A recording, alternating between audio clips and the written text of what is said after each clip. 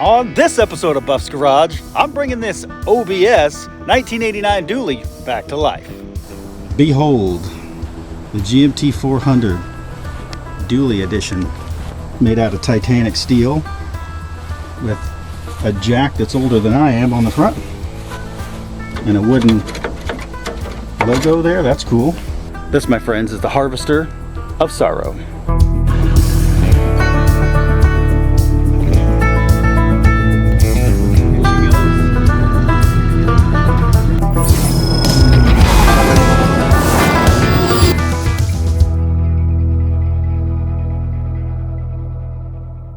On this episode of Buff's Garage, I gotta take the Happy Camper RV to go pick up another project, because right now I don't have a working tow vehicle. This next project's gonna solve a lot of problems for me, hopefully, and maybe eliminate the need to use the RV other than for camping. Because right now this 1990 motorhome with a Ford 460 is my most reliable vehicle, as long as I can keep a good battery in it and good tires on it. But before I leave, we got an issue with this mirror. So I'm going to tackle it right quick the, easiest way I know how, other than duct tape. Now, over the years, this factory Fleetwood Jamboree mirror, it's kind of, I'd say, very exclusive to Fleetwood. And it's not holding up, as you can see. So when I'm driving down the road, I'm either looking at the ground or looking at the sky. So I employed the old duct tape method, and it held it for about 2 or 3 miles. And then over the years, I've just kept adding duct tape to it. Now, you can't go onto Fleetwood's site and just get you one of these mirrors, and eBay is very limited in what they have, and they're pretty much in the same shape. All I can say is after all these years, it's just given up.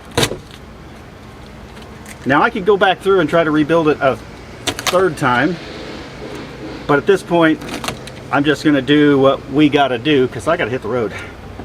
Now, as you can see, my repair has failed. It looks like I even used a little electrical tape last time to just kind of hold everything snug. But there's the rubber that I used. Looks like an old 3/8 fuel hose. I used a little bit of electrical tape. And then it's got a piece of metal in here with a screw. And all that then is supposed to lock that in and hold it together. But it doesn't. Now, yes, I could get new bolts and new parts and try to rebuild it, but I don't have time and we've got to go. Yes, I've got to get on the road. I'm driving about 3 hours to pick up the next project, which will solve a lot of problems. So I did the wrong thing and I picked up this hardware kit. Actually, it was either at a garage sale or flea market, so I did not even pay the $2.99. It was probably like 50 cents. It came with these little brackets and these screws, and I'm going to use this drill. We're going to set that in a permanent spot, and hopefully we don't ever need to adjust it. Yeah, I don't see any issue with this at all. I'll kind of attach it there, maybe somewhere over here. That should hold it. And I'll get in and make sure the line of sight's good before I finalize it, but I kind of like that right in there somewhere.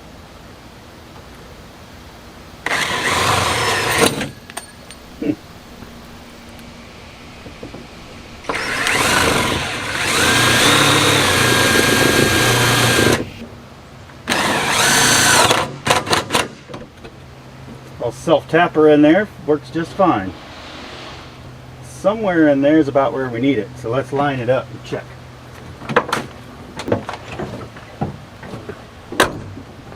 Oh, yep, there we go.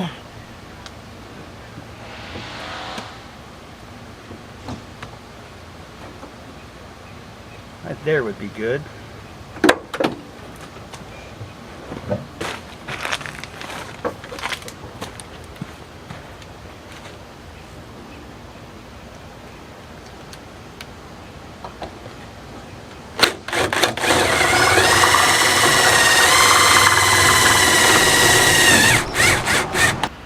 Oh yeah, that's solid.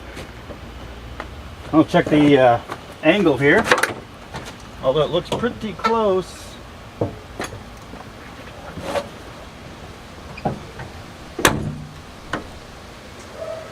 Wow, that is perfect, guys. I'm rolling down the road. I can actually see behind me. I can see the trailer if I'm pulling it. But that ain't going anywhere. Well, all right, let's hit the road.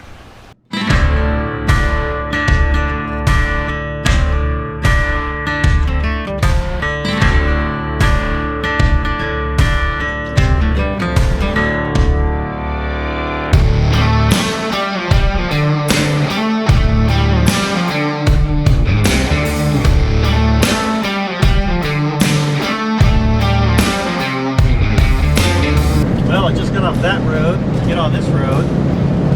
It says it's just around the corner.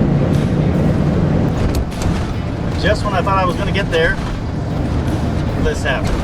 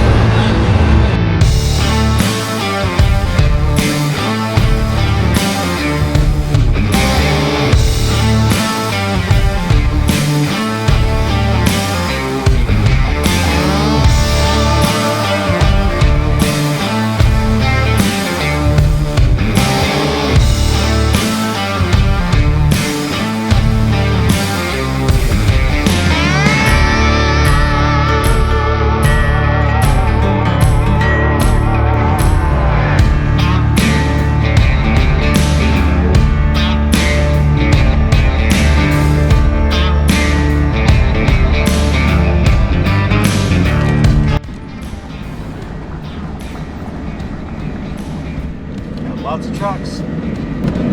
Trucks, and more trucks. Trucks over here.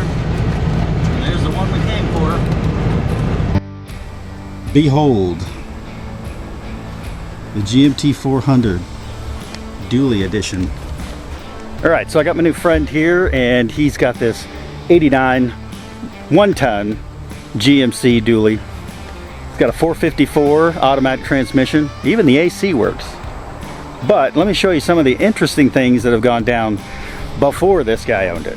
First off, we got this incredibly well-built, heavy-duty bumper made out of titanic steel with a jack that's older than I am on the front and a wooden logo there. That's cool.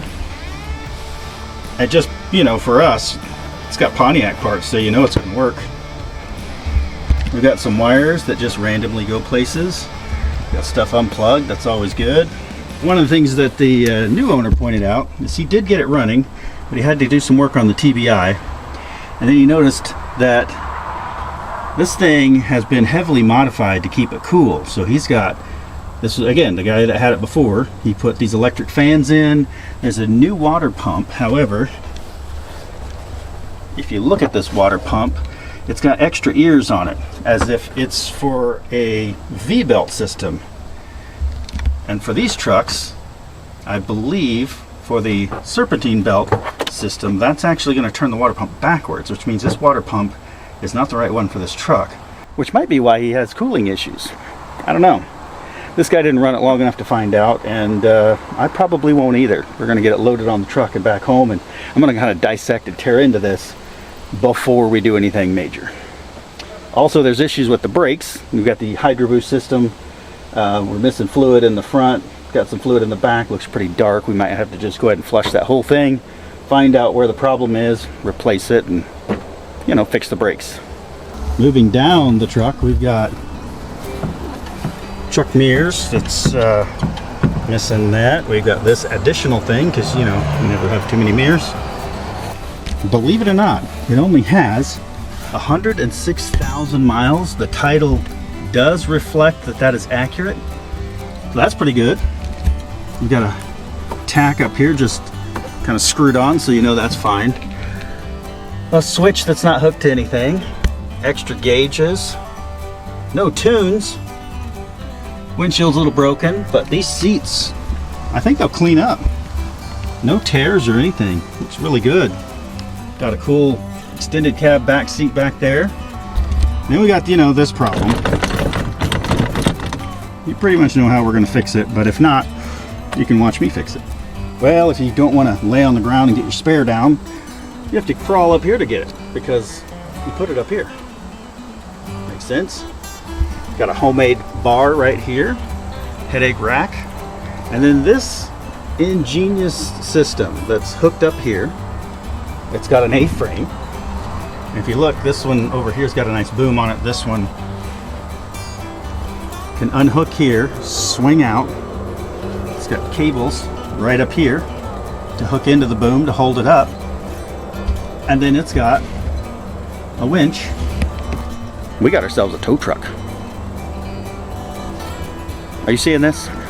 This, my friends, is the harvester of sorrow. Now, being that it was probably a running around truck on the farm or whatever, so he could, you know, use all these contraptions on it. It's got the typical dent in the tailgate that's kind of buckled it, but everything else seems pretty straight. Just got that little guy going. Running boards and solid cab corners. Got the extra mirrors again. One little dent right there, but not horrible. You know, all in all, I really like the look of the truck from the beginning, the post, and of course the price was amazing. And this guy knows these trucks, so he's able to kind of tell me what he found when he looked at it, and honestly why he's getting rid of it, because there's a lot going on with this truck and he's got a lot of trucks. Let's just leave it at that. And this one needs to hit the road, so I kind of think I need this truck. To be honest, what sold it for me was this right here. It's ram air from Pontiac, so you know it's good, even if it's not really ram air. So what I think I'm going to do is go ahead and hit this guy up, get some money in his pocket and a title in my hands, and then he's going to help me load it up, and then we've got another 3 hours home where we can tear into this and start figuring out what we're going to do with it. So you can get it to start with a screwdriver? Yes. All right. And you're keeping that battery? Yeah, don't blame you. But we can use it to get it up there? All right. Does it need a boost? Should fire up. Okay. All right, because the column's so messed up, we're gonna have to go inside and kind of work with the ignition in there, but he says it's got a good battery, so see if we can't get it to fire up. All right, show me the trick. For those that don't know, if your column starter won't work, you use this.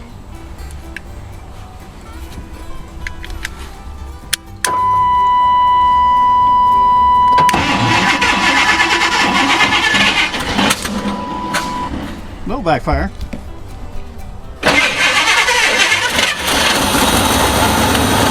Oh yeah, she's running now. Perfect. Okay, with no brakes, we're going to see if I can get the thing loaded. No brakes. No brakes.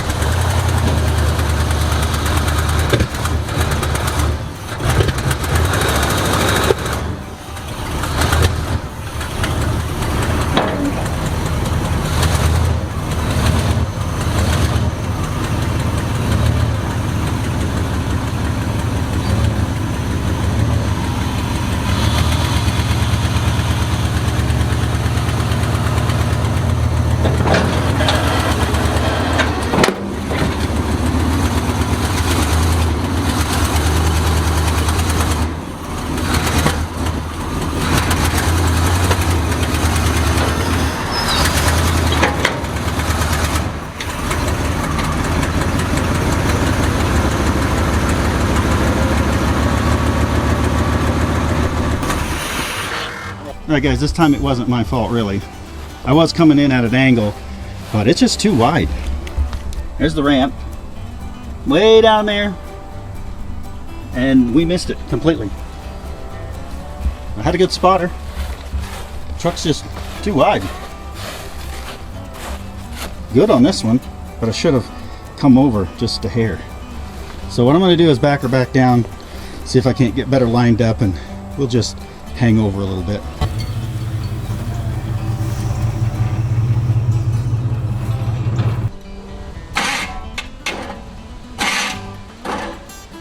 Dead battery?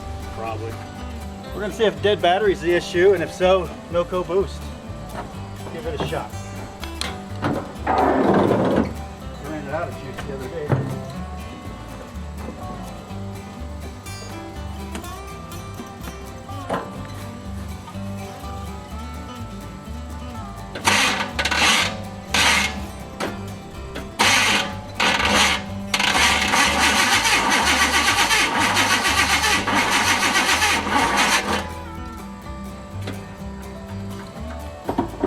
I don't think it's going to go. Alright, what we think might have happened is there's so little fuel in the tank that sitting up at this angle it actually sloshed all the back and it's not picking up on the, you know, the fuel pump. But it could just be that the distributor's that far off. He tried to time it and never was successful in getting it fully timed, and that's why it didn't run exactly right. Running a little low on RPMs and doesn't want to start.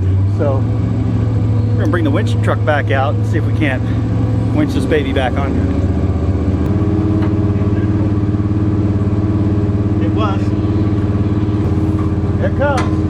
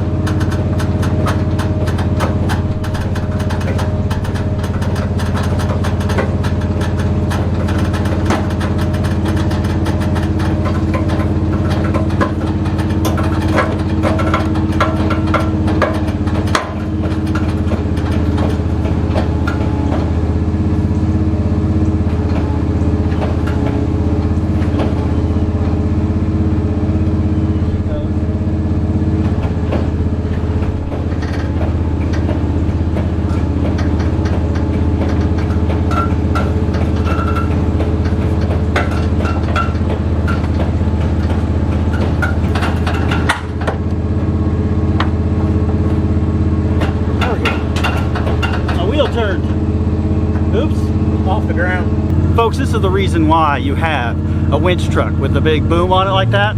I mean, I was tempted to take this off, but after seeing him use his, he picked up the whole back end of this truck and swung it over to line it up with the trailer.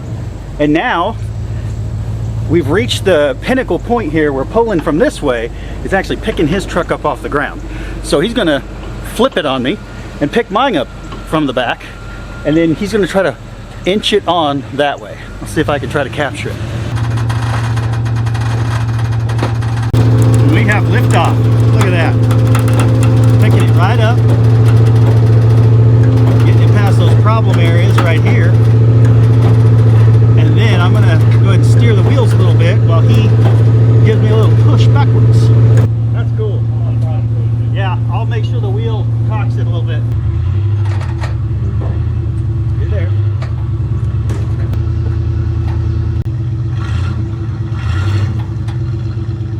There she goes. That's good.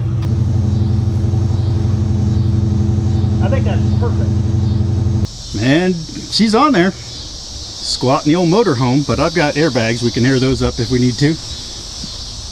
Folks, get yourself a wrecker or a crane in the bed. It's priceless. It really is. Well, finally got it all loaded up. Straps are tight. Give them an extra pull, make sure they're not going anywhere. Oh yeah, those are good. Extra straps on the front and back, plus a chain, wrench down. Previous owner gave me a nice tour of his shop, and this guy loves Chevy trucks, let me tell you. He's got a lot of them. But this one's got a new owner now. We're gonna head back to Oklahoma and hopefully we make it. Here we go. And as usual, tire issue. But this time it didn't blow out. Instead, something buckled when we loaded this big truck on here. And it pushed this, you know, see it broke the weld right up there and broke the weld here. And it started rubbing on the tire. And I thought I heard something, so I got out and I could smell it. Couldn't figure out which tire it was. I checked the RV, checked the trailer, and sure enough, there it is. So I'm gonna go ahead and try to fix that with some self-tappers, and hopefully I can make it home like that. Well, it's getting dark now, but I think I beat it enough into submission. Put some self-tappers in there, and then this ratchet strap that I've got through here, stretched across, pulled tight.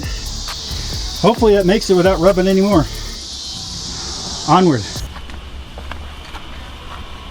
That held up nice.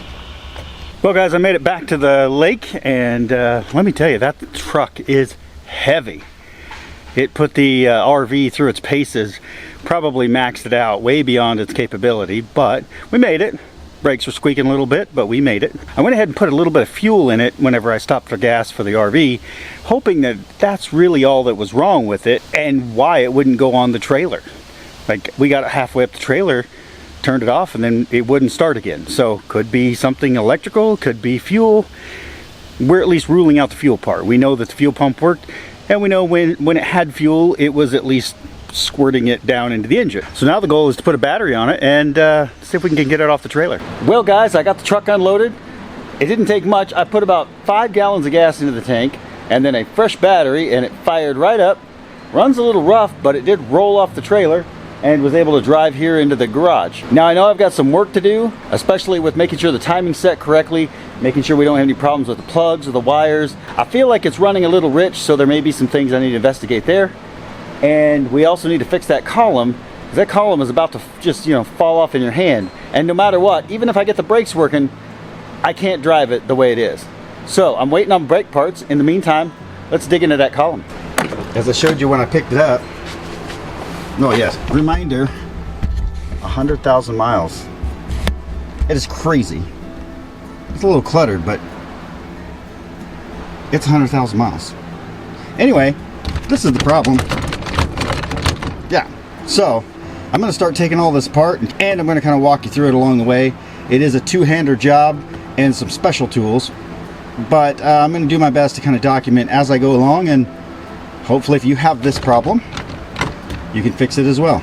Okay, now to do this properly, you got to have a few tools. Of course, we're going to pull off that horn button. It's connected there. Now inside here, you have this little locking ring that we're going to pull off, and then we're going to pull this nut off right here.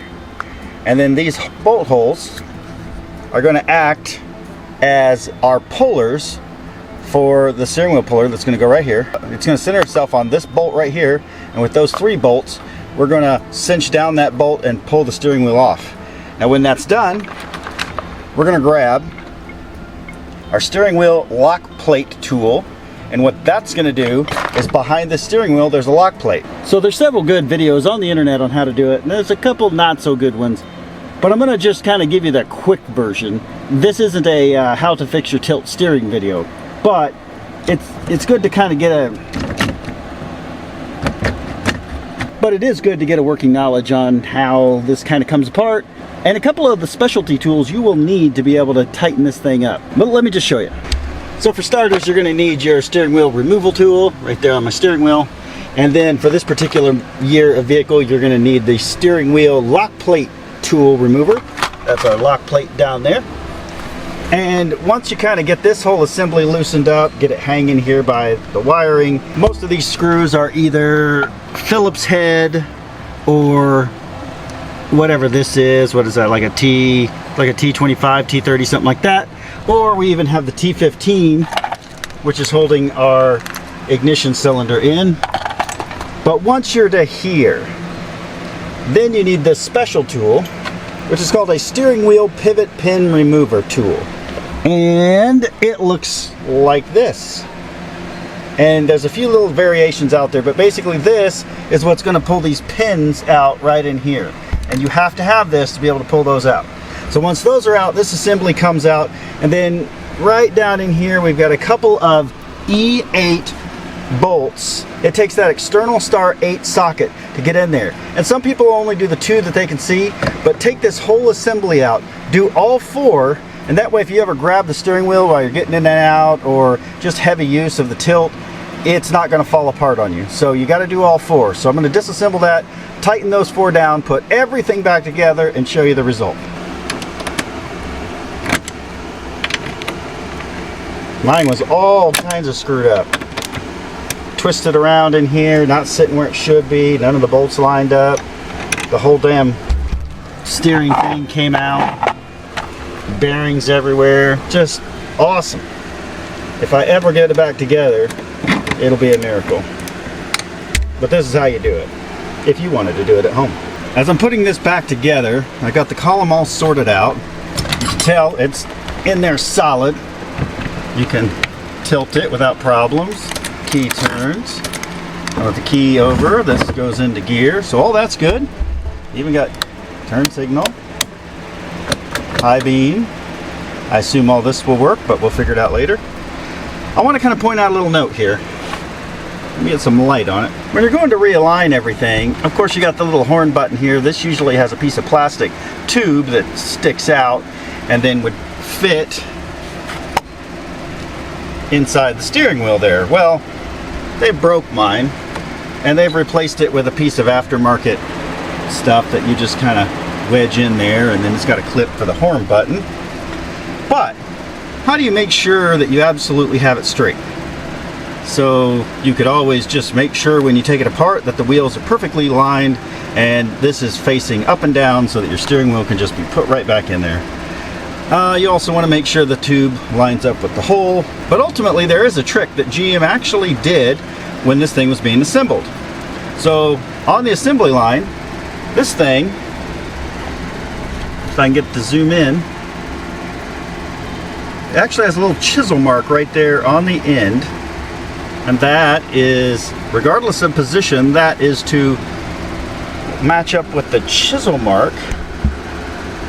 You can kind of see it there. Get the light just right. So those two, in theory, should line up, and then also line up with the horn button hole there. And that should be where the steering wheel would be from the factory. That is how the factory did it. That's how I'm going to try to put it back together. And then if there's any issues down the road, we'll just try to fix them as they come up. And with that, steering wheel is done. Column fixed. All right, let's get back to, well, pretty much everything else that we got to do. Wow, it's hotter than an elephant fart in the Sahara Desert, but we're moving on. Now that we got that done, we're going to go ahead and jump into this TBI. The timing's a little off. And the previous owner, I'd say the guy that had it for a few weeks, he rebuilt the TBI, but then told me he adjusted the timing a little bit, but he didn't adjust it with a timing light. So what I have to do is I have to take this black cover off right here, unclip the little tan wire that controls the distributor, and then we're going to use the old timing light, see if we can't get it about to 0-ish, see if we can't get it timed up, and if so, we can plug that back in and let the computer run it. Okay, found the wire. It's up in that bundle up there. It's actually, it sticks out and has a connector. So I just unconnected it. On the later model versions of the OBS, that plug is actually not under the hood. It's down by your heater inside. So if you can't find it right up here, it's easily accessible right here in that big loom. If you can't find it there, you're going to find it down by your heater. It's a tan wire, got a black plug. You can't miss it. Okay. Whew, it's so hot. I feel like I'm sweating, but really it's just my love for the Chevy Big Block that's just coming out of it. All right, so now that we've got that wire unhooked, we need to go ahead and find our timing mark, get this thing fired up, and see where we're at.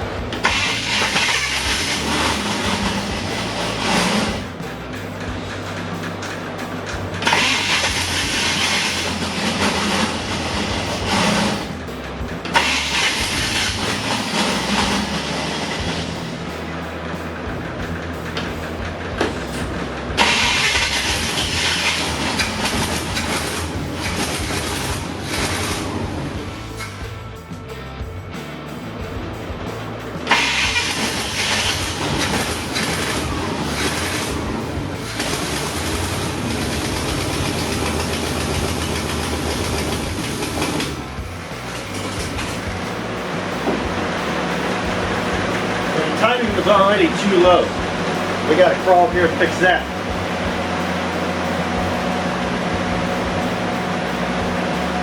If that helps.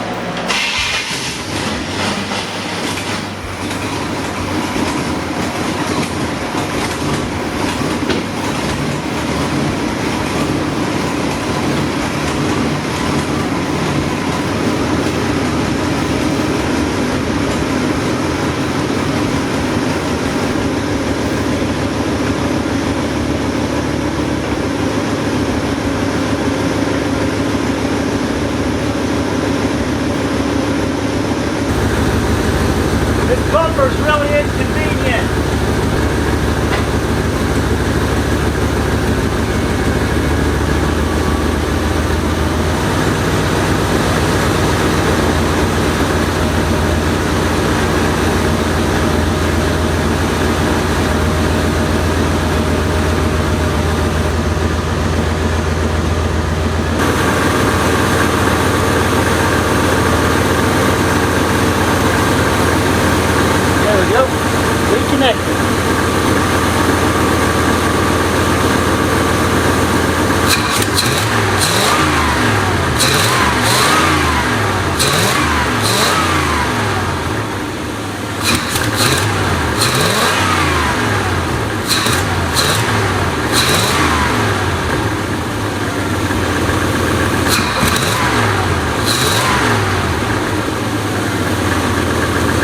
Now I still think it stumbles a little bit. Part of that I think is it's running rich. It's got an EGR delete on this, but it's a homemade version. The computer never got flashed, so at this point we're gonna have to kind of adjust things here and there and see if we can't just make it as good as it can be, because I have to go through all that wiring and make sure what's there is good, what's unhooked shouldn't be or should be, and if it's not needed we're gonna delete it.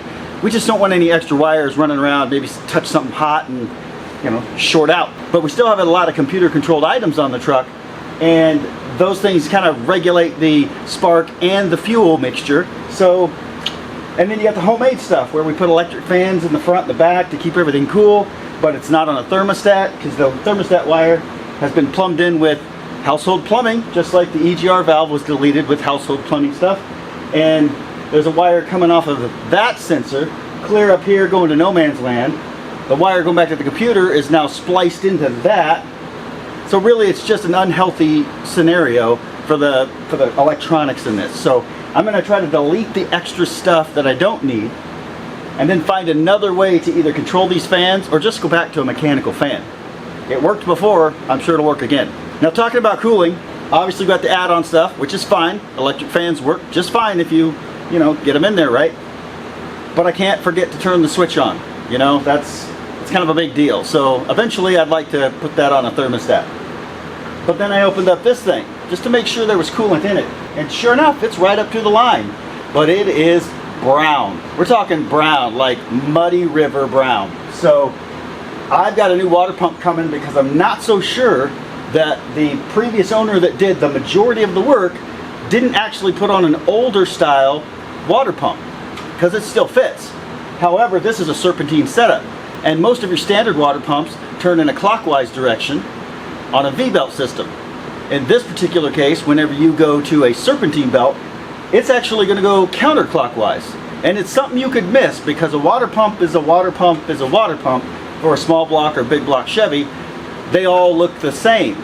But if you've got this serpentine setup, the belt turns the water pump the opposite direction, which means if your impeller is going clockwise, but you're spinning it backwards, there's going to be some movement, but not as much. That raises the red flags for me as to why we've got all of this extra stuff going on with the electric fans, removing the fan clutch. We've got a lot of extra wiring going. I just feel like this thing got a little warm a few times, which could concern me about the condition of the engine. But for now, we've got it running a little bit better.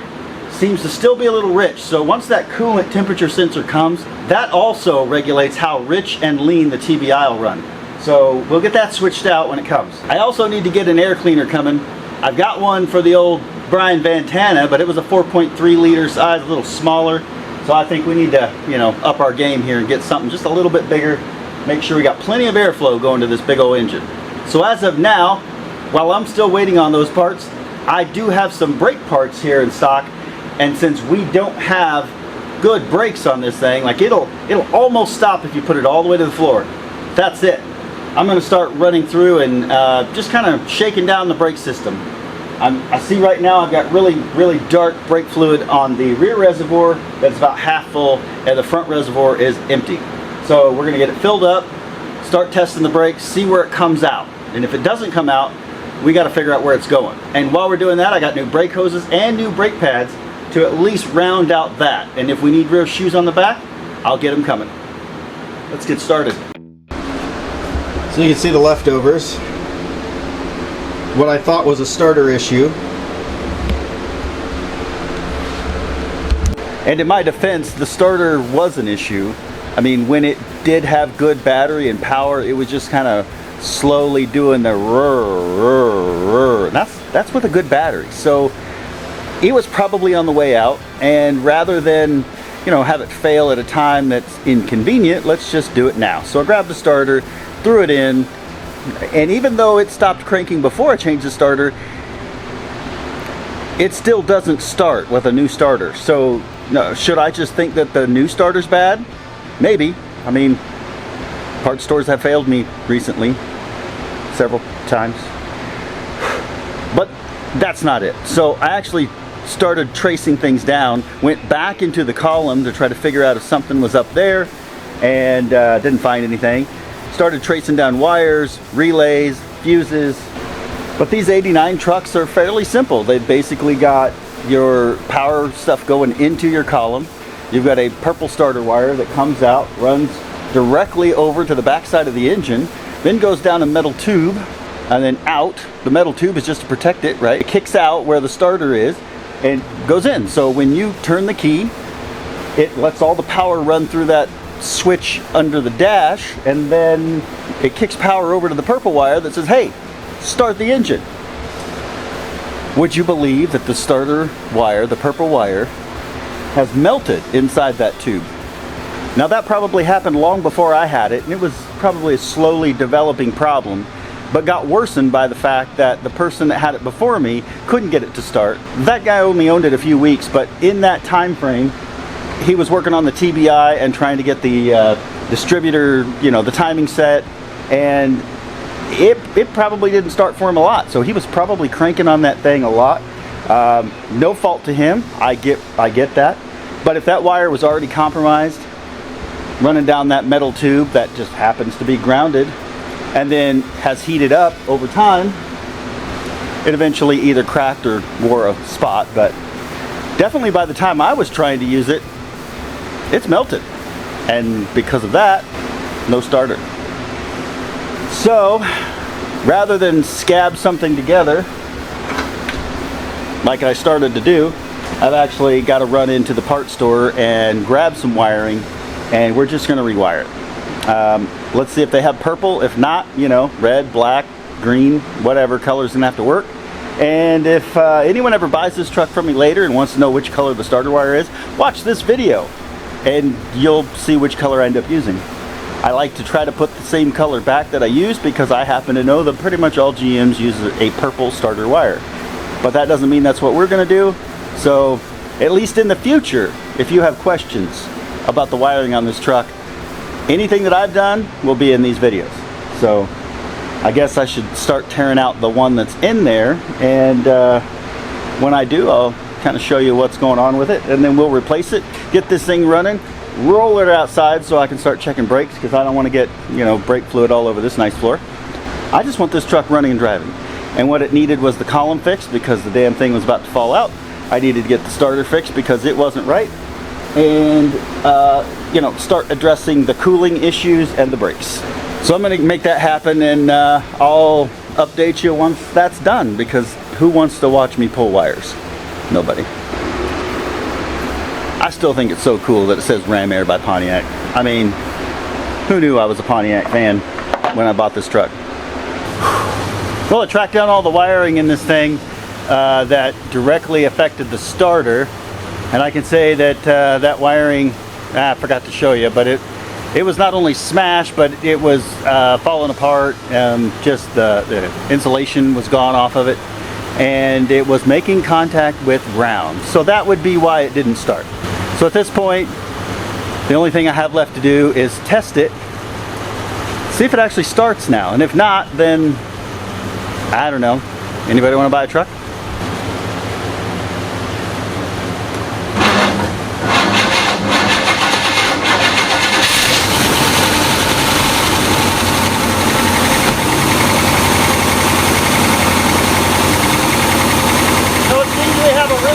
Battery. So I'll go ahead and take this one in, get us a new one, and hope and pray that eliminates our problem in the future.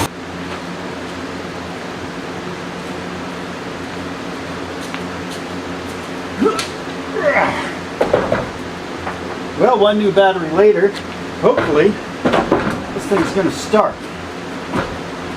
Now, this particular truck calls for a side post battery. However, I didn't want to deal with side posts at all, and therefore I had to measure the original battery that should have been in it, and this one met all the specs. Looks like it fits right into the battery tray, and it allows me to use the top post that I just retrofitted on here. So I think it's a win. Now let's just see if it works.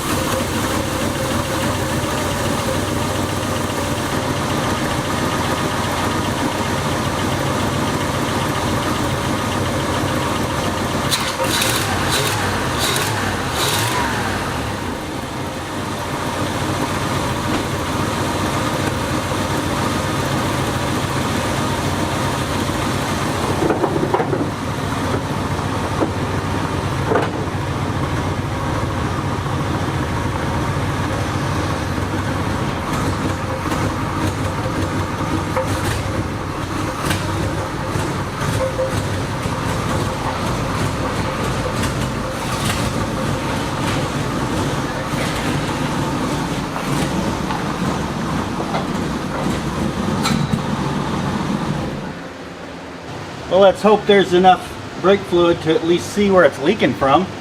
I got a whole bunch of brake parts to switch out, but in the meantime, let's find the leak. Wow, that fluid is dark.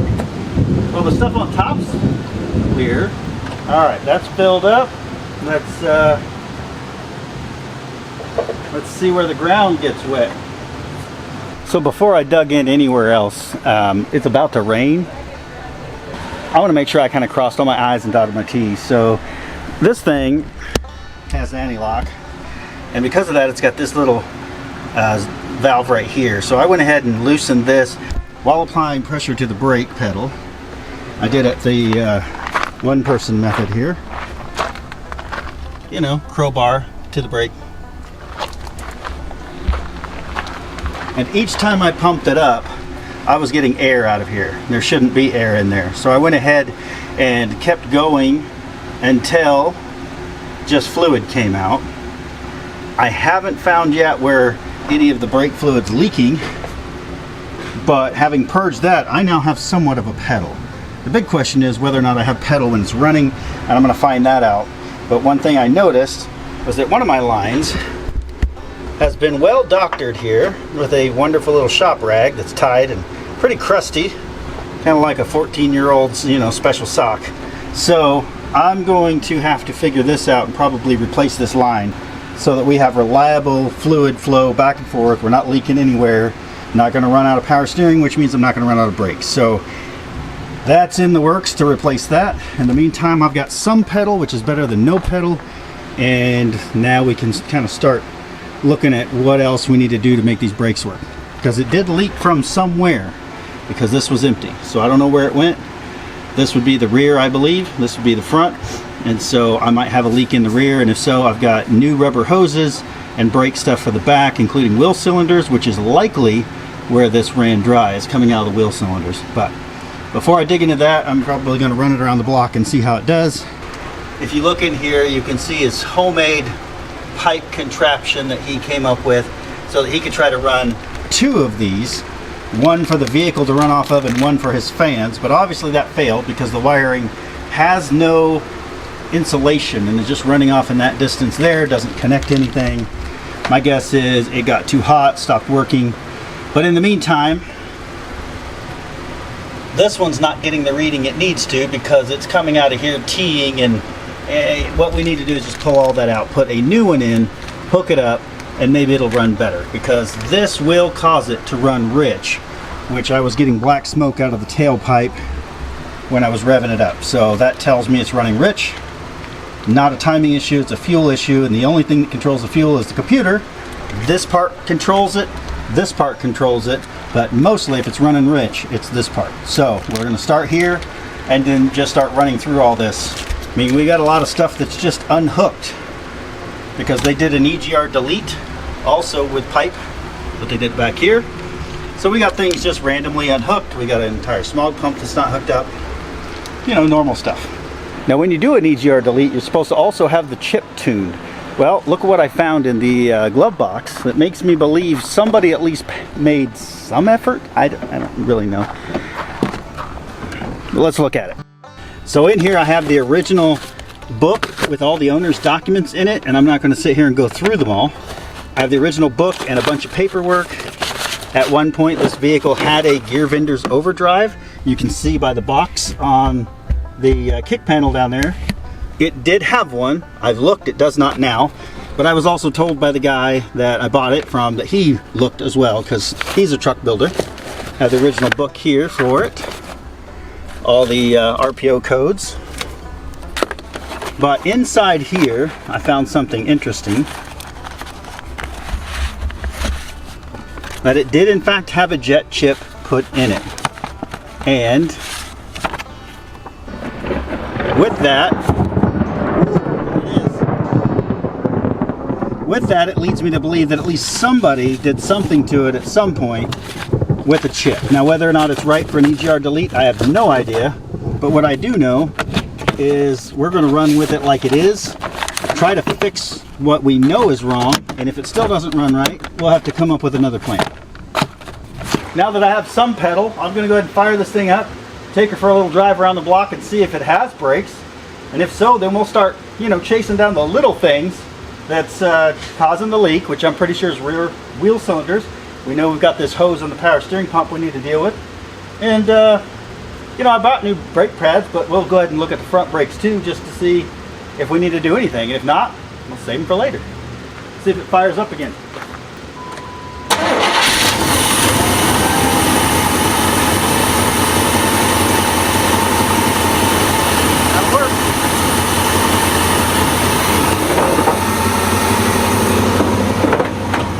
Well, it's got my brake warning light, so that's an indicator of something. I mean, it doesn't go clear to the floor, but it's definitely not a good pedal. It is braking. See how far we get before it dies.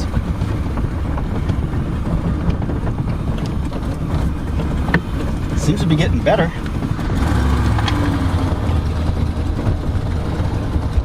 Probably help if I shut the door. Oh wait, yeah, my mirror's rattling. I unhooked the tack because I just wanted to rule it out that it wasn't causing any issues. So I'll hook it back up, maybe not. I don't really need it. Somebody get a new shop. And brakes. All right, so they're weak, but they're there. So that's good. So now the next question is, how badly do I want to dig into these brakes? I want to make sure they work and that they're good, and of course make it safe. But I also don't want to rebuild the entire brake system on a $1,000 truck just because I don't want. Oh, they're getting better. They are getting better as I drive. So maybe this Hydro Boost has something to it, that you got to drive it a little bit. I had more pedal that time. There, it shifted. Okay, I was a little worried it wasn't shifting. One thing I did when I was down there looking at the starter is I noticed some vacuum lines unhooked from the transmission, so I went ahead and hooked those back up to where they needed to go. And that would have caused me problems had I not caught it. So, and brake. You know, I wouldn't want to pull a trailer, but the brakes are working pretty good. I'll dig in there and try to figure out exactly what's going on with the brakes, but I also noticed we got a horrible exhaust leak. It's just ticking away, and I don't know if it has something to do with all that EGR stuff that was removed, or if I just have a hole in my exhaust, or the exhaust manifolds are blown out. I don't know. But you know what? It's running and driving, and that's good enough for me for now. All right, after that successful little drive, whew, that thing's hot. I did go ahead and turn the fans on towards the end of the drive, but 454 makes a lot of heat, and it's evident. Out here in the daylight, you can really get a sense of, well, just how much garbage there is under here.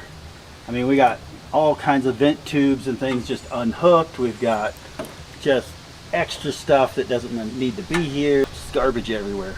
So the goal is eventually we're going to have to put some kind of exhaust on here that A, fixes the exhaust leak, and B, cleans this up a bit so that we don't have all this you know, smog stuff hanging off of it. No more household plumbing fittings or anything. But after that run, we need to go ahead and check and see if our oil's still good. It looked fine before. Yeah, I mean, it could probably use a change, but it's fine. There's plenty of it.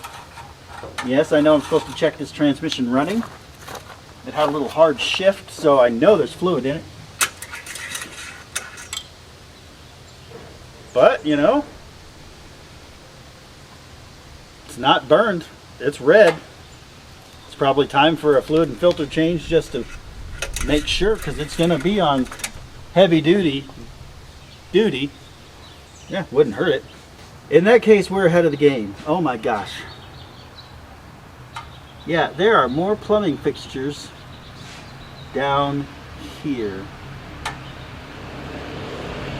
I just have to be honest, no wonder so much of this is just not working the way it should. I mean, I get what they were trying to do. It looks like it is a finned cooler for the power steering. So it's got a trans cooler, it's got an oil cooler, it has a power steering pump cooler, or power steering fluid cooler.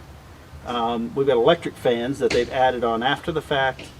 We've got some kind of globbed up issue going on with the temperature sensor. We've got what looks to be an old water pump on a new engine with a serpentine belt. I mean, it's just things unplugged. Oh, and yeah, we have our overflow bottle, which goes to our filler neck, and that's combined together with more pipe fittings. So I just like to clean it up. That's kind of where I'm at. I'm not hating on it, but I don't know, just I don't like household pipe fittings that are just sitting here rusting and falling apart, holding my truck together. I was told the AC works, and yet I have not been able to get it to work yet. I'll worry about that later. But oil's good, trans is good. I feel like we can go ahead and put a little more effort and money into it. Just get it a little bit better. Hopefully I can keep it around to do heavy duty work for me, and if not, I'm going to send it on down the road where somebody's going to get them a big block Chevy 1-ton, and I'm sure it'll make them plenty happy. Since I have brakes now, and yes, I do need to do a little more work to the brakes, but they work. I say we move on to cleaning this thing up. Let's give it a bath.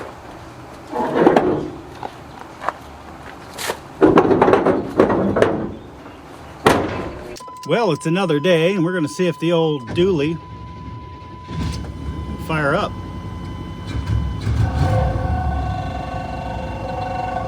Sounds like something's hitting the flywheel, maybe? I don't know. I wonder what that noise is.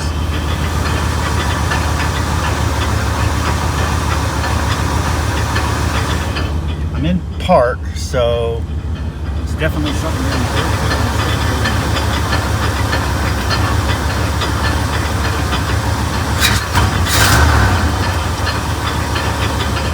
doesn't really increase with revs. So I don't know. We'll figure it out.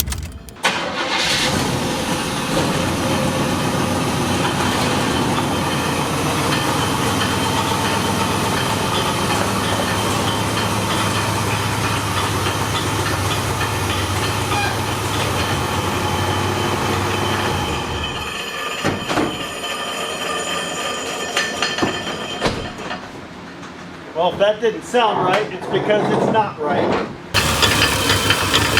Is this a problem? As you can see, got a little bit of a harmonic balancer problem. It's left to chat. It was bound to happen at some point. Something big was going to break. I knew I was going to have to tear down the front part of this engine anyway, just to get to the water pump. So it looks like I'm going to go ahead and take that front pulley off of the crank as well, get that harmonic balancer off. Went ahead and got a new one online, a couple days shipping, and we'll go ahead and change this coolant temperature sensor as well. Kind of cut down on all the garbage that's here. Well, just take a look. That's a good color. It's rusty brown. Perfect. He's got all kinds of little creations that he's made here to make all this work. This is just to hold the hose up and out of the way. A little bracket he made out of aluminum, it looks like. There's lots of interesting stuff here. But all I'm going to do is try to get this stuff out of the way so I can get to that thermostat housing a little better and hopefully not spill this all over the floor. That is rusty. Nice. Should I be worried that there's really not much fluid in there?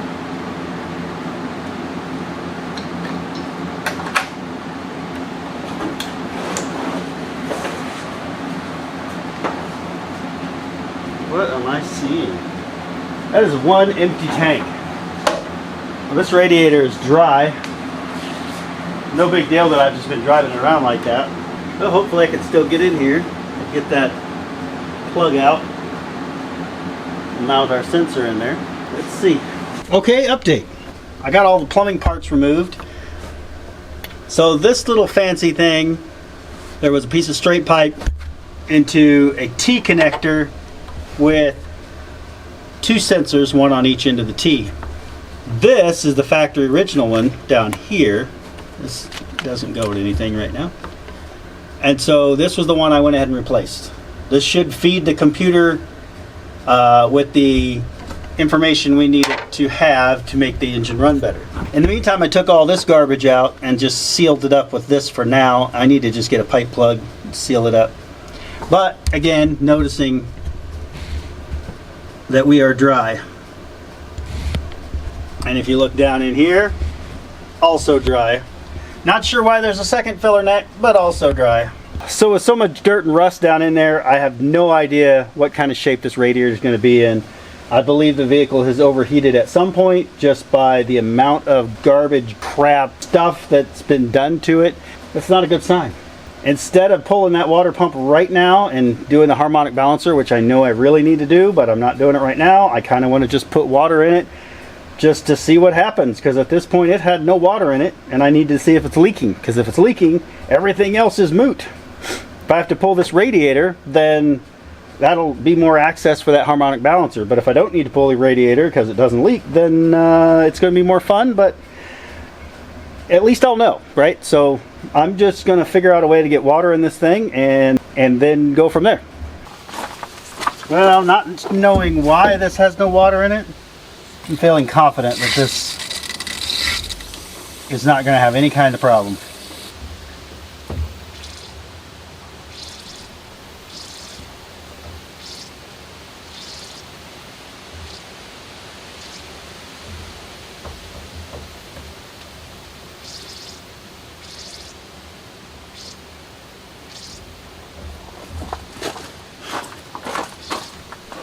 Where's that squeaky noise coming from?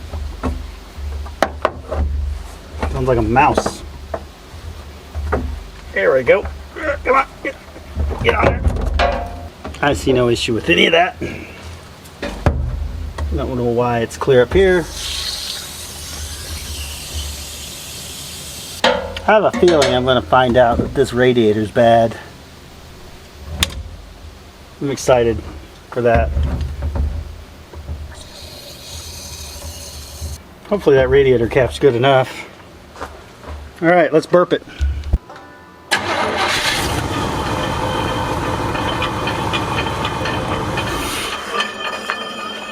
Settle down.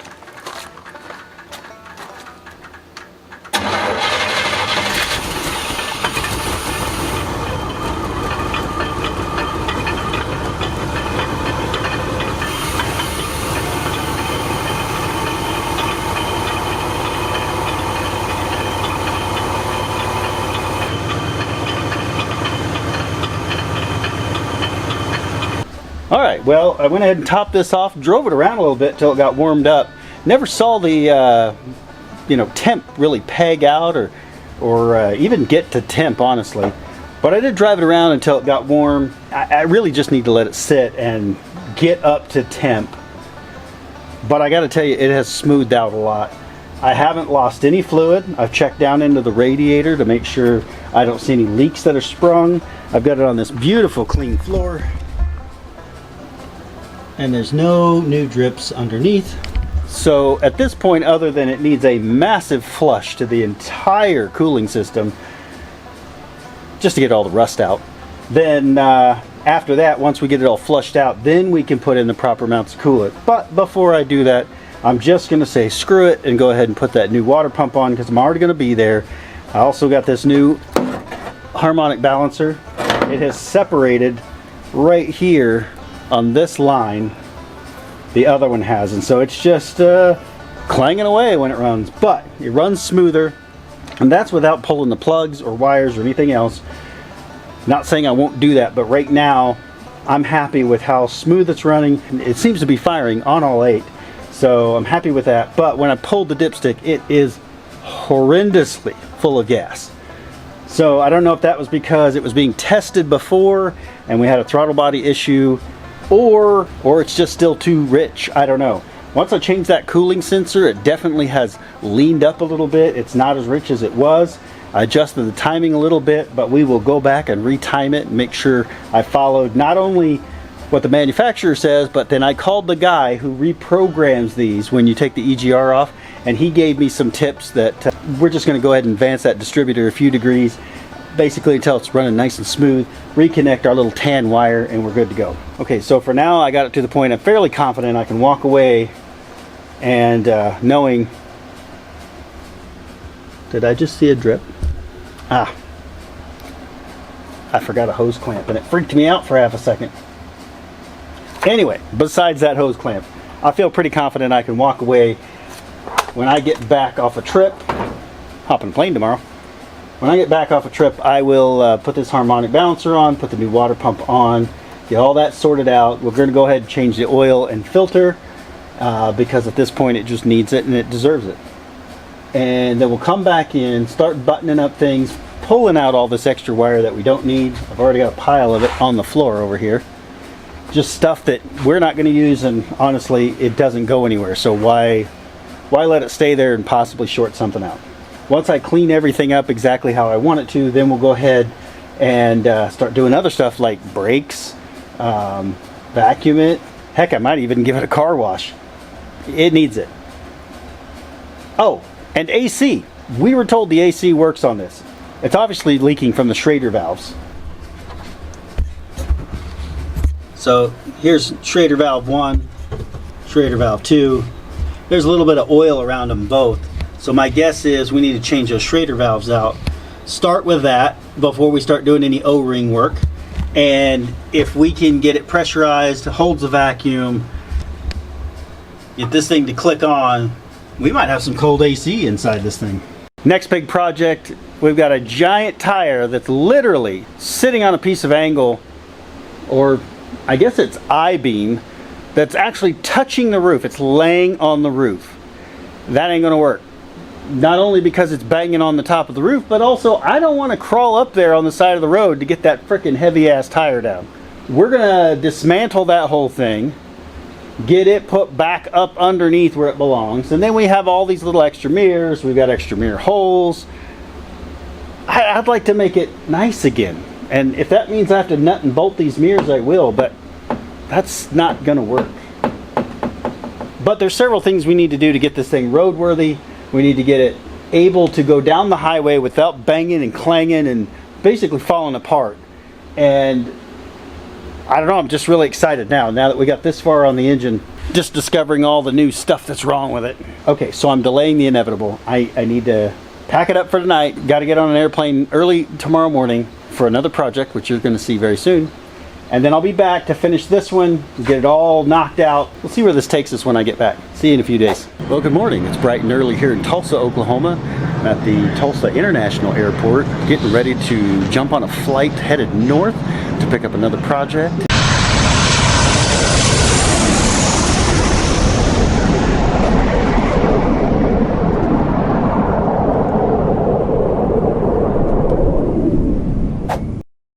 Well, good morning. I just got back off my trip picking up another project, and really?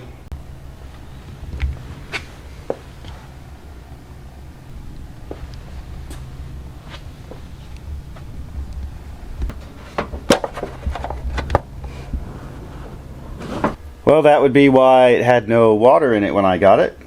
Looks like the radiator's bad. Awesome. Well, I'm going to go ahead and tear into this harmonic balancer and start there, but it looks like I'm going to have to pull the radiator, so thankfully there wasn't anything in it but water, so we'll get it drained out, get the radiator pulled, get the harmonic balancer pulled, and get that swapped out, and I guess get a radiator coming. Alright, so I just looked up the radiator prices. This one's going to take a couple days to get here, which is not in time for this video. I went ahead and got the proper radiator hose so we can eliminate the second filler. While it seems convenient, it's not. And then we can eliminate all the extra plumbing devices on that side of the engine. But I'll go ahead and start working on getting this radiator out, and we'll flush the whole system, and then I'll get that harmonic balancer changed. But unfortunately that won't be done by the time this video needs to come out, so I apologize. We are like 3/4 of the way done with this. I'll wait for the parts to get here and then I'll go ahead and try to film it, but at this point I'm just excited that it runs better. It's gonna be a couple of days before I can get a radiator, which means it won't be done in time for this video. I know you're disappointed, but I'd rather get the video out and let you guys see this wonderful, magnificent one-ton that we now have for the channel. Recap, we got it running better. It's driving, it's stopping. Those are all important things. So far, it's not a complete lost cause, and for the price I paid, it was a bargain compared to what's out on Marketplace right now. And it's a big block. I mean, you really can't go wrong with a big block. Now, it may have some cooling issues, but we're going to fix that by fixing the radiator, cutting out all of the home plumbing stuff that's going on, and lots of little things that we got to do, like get the spare tire off the roof there. But all that's coming up on another episode, because I want to give this truck a full makeover and I just don't have time to do it in this video. So I appreciate you guys watching and subscribing. Make sure to hit up buffsgarage.com, get you a hat or shirt or even a sticker, and every little bit goes into putting a new 4-core radiator into this truck, new radiator hoses, and I don't know, maybe a complete makeover, but can't do it without your support. I appreciate each and every one of you. So with that, I will catch you next week with the next project, because I'm headed to Duct Tape Drags.